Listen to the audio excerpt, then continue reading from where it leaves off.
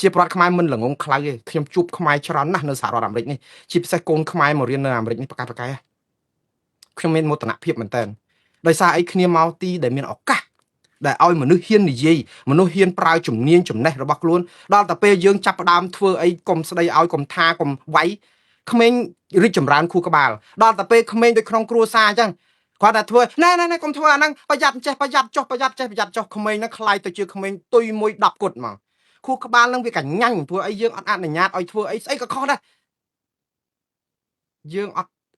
ចឹងបានថាចោះអារបៀបគ្រប់គ្រងកូនបើសិនជាអស់លោកគ្រប់គ្រងកូនអញ្ចឹងកូនអស់លោកហ្នឹងមិនដឹងខ្លាយទៅជាអីទេប៉ុន្តែអស់លោកគ្រប់គ្រងកូនចៅមិនមែនអញ្ចឹងទេប៉ុន្តែបើប្រជាពលរដ្ឋទូទាំងប្រទេសគឺយើងធ្វើអញ្ចឹងហ្មងដើម្បីក្រាញអំណាចហើយដល់ចឹងបំផ្លាញសេចក្តីថ្លៃថ្នូរភាពអស្ចារ្យរបស់ខ្មែរហ្នឹងគឺយើងបំផ្លាញហ្មងគឺយើងដល់តពេលខ្លៅគឺយើងទៅជាមនុស្សល្ងងខ្មែរឆ្លាតខ្មែរមករៀននៅស្រុកអាមេរិកនេះហាជាប់លេខខ្ញុំថានិយាយទៅអួតគ្រួសារខ្លួនឯងតែកូនខ្ញុំកូនខ្មែរទេបងប្អូនកូនខ្ញុំ3នាក់សុទ្ធតែជាកូនខ្មែរខួរខ្មែរក្បាលខ្មែរឈាមខ្មែរអីខ្មែររៀនជាប់លេខ1លំដាប់ថ្នាក់នៅក្នុងសាលាហ្នឹងគ្រប់ពេលនិទេស A មិនតែ A ទេគឺ A+ ទាំង3នាក់ហ្នឹងឃើញគាត់ជាខ្មែរហ៎មិនមែនថាអូមកពីកូនមួងណារ៉េតចឹងមួងណារ៉េតឆ្លាតដែរកូនឆ្លាតអត់ទេមួងកូនខ្ញុំឆ្លាតជាងខ្ញុំច្រើនណាស់ហើយគ្រាន់តែជម្រាបជូនបងប្អូនណាកូនខ្ញុំណាមករៀននៅអាមេរិកទាំងអស់គ្នាអាយុ24ឆ្នាំមួយអាយុ20ឆ្នាំមួយអាយុ6 10ឆ្នាំមួយគឺធំដឹងក្តីនៅស្រុកខ្មែរទេចឹងបានន័យថាគាត់ជាគ្រាប់ពូជនៃរបស់ខ្មែរតាចាស់ហេតុអីគាត់ប្រកែម៉េះមកនៅស្រុកអាមេរិកកូនប្រុសច្បងខ្ញុំណាអាយុ24ឆ្នាំណាប្រកែណារៀនមកស្រុកអាមេរិកណាគាត់មកឆ្នាំ2016មើលជប់ខ្ញុំផ្លេចដូចជា2016អញ្ចឹងហើយគាត់មកអាមេរិក2016ឥឡូវមកបាន10ឆ្នាំហើយក៏ប៉ុន្តែពេលមកអាមេរិកដំបូងរៀននៅ high school គេពួកគាត់រៀនចប់ចិត្ត high school នៅស្រុកខ្មែរថ្នាក់ទី11ហ្នឹងមករៀនតែមួយឆ្នាំទេនៅ high school សាលាវិទ្យាល័យនៅអាមេរិកគឺហើយនៅអាមេរិកអត់មានរៀនភាសាខ្មែរទេណារៀនភាសាអង់គ្លេសគាត់ជាប់លំដាប់ថ្នាក់ជាសិស្សពូកែមិនមែនប្រចាំសាលានេះទេគឺប្រចាំរដ្ឋ Maryland ក្នុងចំណោមសិស្ស 5% ដែលប្រកែជាងគេនៅទូទាំងរដ្ឋតែម្ដងគាត់ខ្មែរតាបងប្អូនខួរក្បាលប៉ិនមកត្រឡោកហ្នឹងតាហើយខ្ញុំមានមោទនភាពមែនតើមិនមែនថាមោទនភាពគ្រួសារខ្ញុំអីណាខ្លួនឯងអួតគ្រួសារអត់ទេខ្ញុំអួតក្នុងនាមជាខ្មែរប្រកែអញ្ចឹងហើយគាត់ជាគ្រាប់ពូជស្រុកខ្មែរទេព្រោះគាត់រៀននៅខ្មែរមកជីវិតគាត់អីតាមកហ្នឹងគឺគាត់អាយុប្រហែលហ្នឹង17ហើយហ្នឹង17ឆ្នាំហើយហ្នឹង16 17ឆ្នាំបានន័យថាគាត់រៀននៅស្រុកខ្មែរមកជីវិតរបស់គាត់ហ្នឹងហើយដល់តែពេលគាត់មកចូលសាលារៀនគឺគាត់បាននិទេសខ្ពស់ជាងគេបំផុត A ហើយ A+ ទៀតបូកទៀតហើយទៅរៀនជាប់កម្រិត 5% នៃសាលា Maryland រដ្ឋ Maryland ទាំងមូលមាននិស្សិតទាំងអស់ 5% ដែលជាប់លំដាប់ថ្នាក់កម្ពុជាគឺគាត់ស្ថិតនៅក្នុងនិស្សិតហ្នឹងហើយដោយសារតែភាពឆ្លាតវៃរបស់គាត់បានទទួលអាហារូបករណ៍4ឆ្នាំទៅរៀននៅសាកលវិទ្យាល័យមួយនៅឯរដ្ឋ Pennsylvania គឺសាកលវិទ្យាល័យ Swarthmore ដែលជាសាកលវិទ្យាល័យល្បីមួយក្នុងលំដាប់ថ្នាក់សាកលវិទ្យាល័យដូចជា Johns Hopkins ឬសាកលវិទ្យាល័យល្បីៗនៅតំបន់ Pennsylvania ហ្នឹងអាហារូបករណ៍4ឆ្នាំបងប្អូនមួយឆ្នាំគឺ$75,000ថ្លៃសាលាបើត្រូវបង់គឺគាត់4ឆ្នាំគឺស្មើនឹងប្រាក់$35,000និ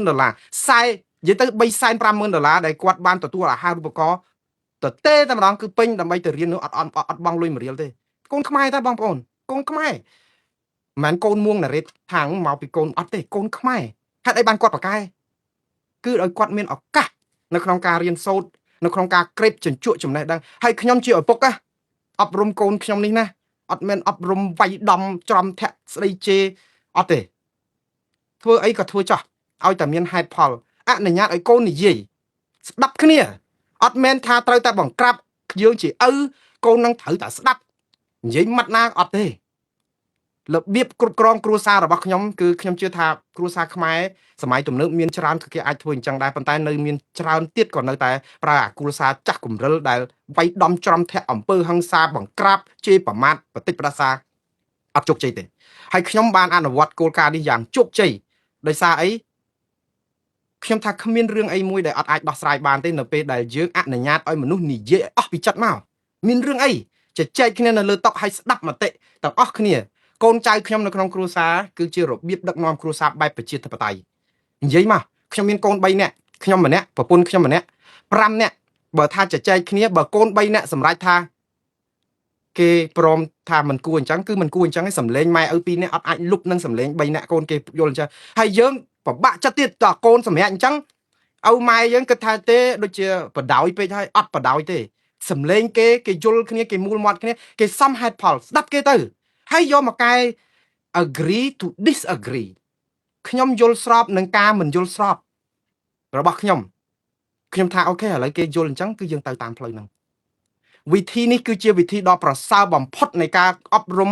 គ្រួសារសម័យទំនើបមិនមែនងើបមួយវាយមួយទេ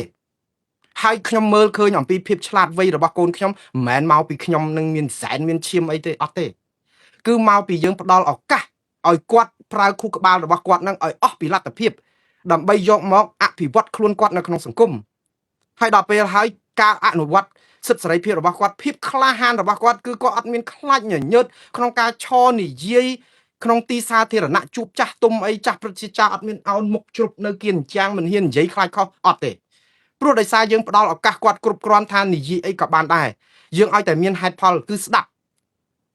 នេះគឺជាផលដែលបានមកពីការអប់រំកូនតាមរបៀបប្រជាធិបតេយ្យហើយខ្ញុំលើកទឹកចិត្តឲ្យម៉ែឪទាំងអស់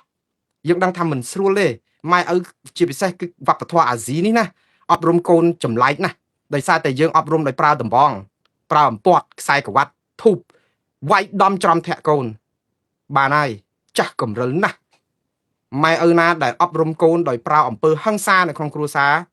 អ្នកនឹងទទួលបានគេហៅថាការសាប់ព្រោះខ្យល់ទទួលផលជាព្យុះសង្គ្រាច្បាស់ណាស់យើងគិតថាកូននេះបើអត់បៃខ្លះអត់អីខ្លះមិនដឹងជាមហាតប៉ុណ្ណាមែនទេ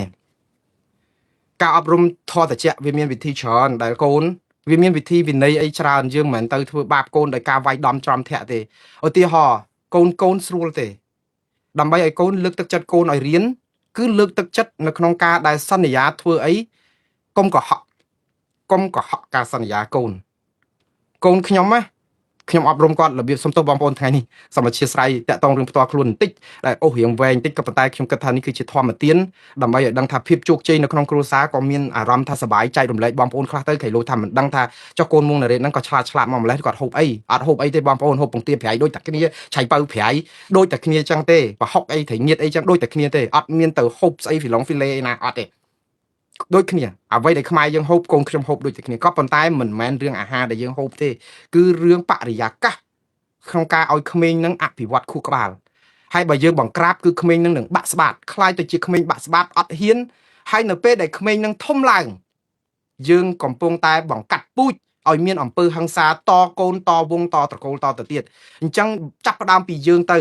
បំបត្តិអវប្បធម៌ហិង្សានៅក្នុងការអប់រំកូនពីយើងទៅកុំសួរថាតើពេលណាដែលធ្វើបានពេលណាធ្វើទៅ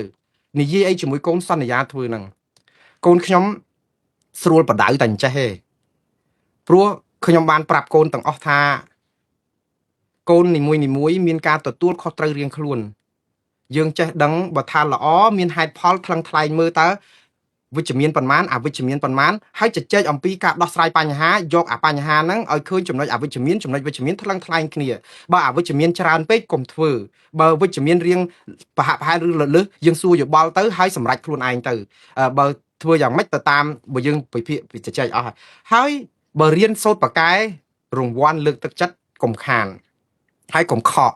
ហើយធ្វើយ៉ាងម៉េចឲ្យកូនមានអារម្មណ៍ថាយើងឲ្យតម្លៃក្នុងការសិក្សារបស់កូនសរសើរការខំប្រឹងរៀនគ្រួសារណាគេមិនសរសើរឬគេថាយើងនឹងដូចជាជោពេកឲ្យគេថាចោះតែយើងគឺមានគោលការណ៍ច្បាស់លាស់កូនប្រឡងជាប់និទេសAគឺយើងមានកាដូលើកទឹកចិត្តញ៉ាំអាហារជុំគ្នាធ្វើពិធីអីឲ្យពិសេសមួយប្លែកពីរឿងរាល់ដងដើម្បីឲ្យកូនមានអារម្មណ៍ថាយើងឲ្យតម្លៃហើយយើងអត់ភ្លេចរឿងនេះមួយដែលកូននៅចាំធ្វើដល់យូរទៅក្មេងយូរទៅរង្វាន់ច្រើនពេកកូនខ្ញុំមិនដឹងថាទៅយកទៅណាអស់ហើយព្រោះអីអានិទេស A ហ្នឹងវាច្រើនពេកឥឡូវនេះកូនស្រីពៅមិនត្រឹមតែនិទេស A+ ហ្នឹងទេគឺបានអា honor roll ហ្នឹងគឺបានពីនាយកសាលាទៅទៀតពិសេសមែនតើអញ្ចឹងហើយម្ដងទៀតបងប្អូនទាំងអស់នេះគឺដោយសារតែរបៀបអប់រំកូនដែលមិនយកធម៌ហិង្សានិងការបង្ក្រាបទេគឺបែបប្រជាធិបតេយ្យតឹងទ្រូងណាជាពិសេសអប់រំកូនស្រីនៅស្រុកអាមេរិកនេះឪពុកម្ដាយជាអាស៊ីដូចខ្ញុំនេះតឹងទ្រូងណាស់ព្រោះអីវប្បធម៌អត់ដូចគ្នាក៏តែវប្បធម៌នៅស្រុកណាក៏ដោយនៅពេលដែលយើងស្ដាប់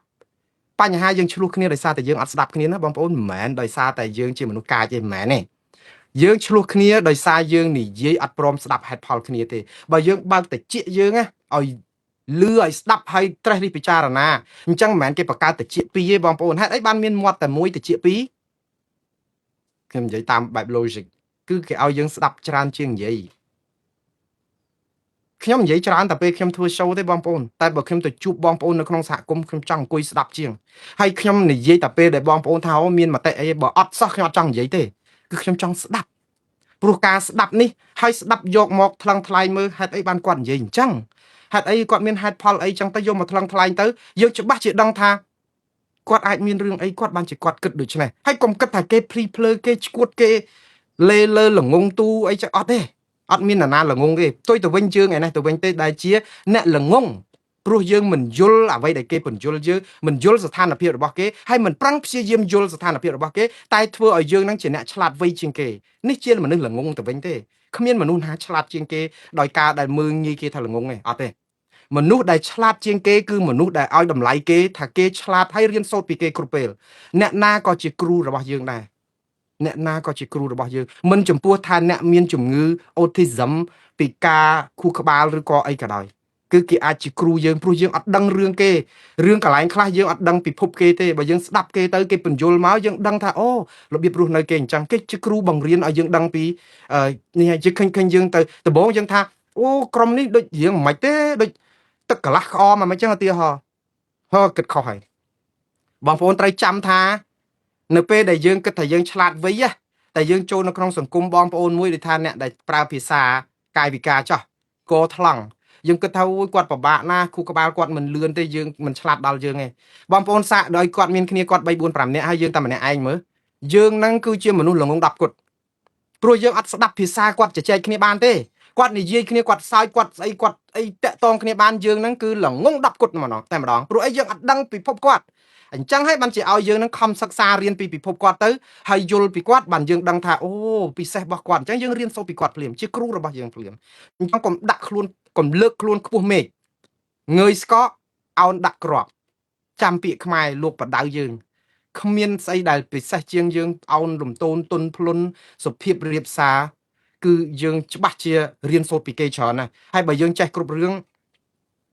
គេថាយើងល្ងងហើយម្ដងទៀតអញ្ចឹងអានេះខ្ញុំគ្រាន់តែបញ្យល់ពីរបៀបគ្រួសារថាខ្មែរយើងឆ្លាតទេបងប្អូន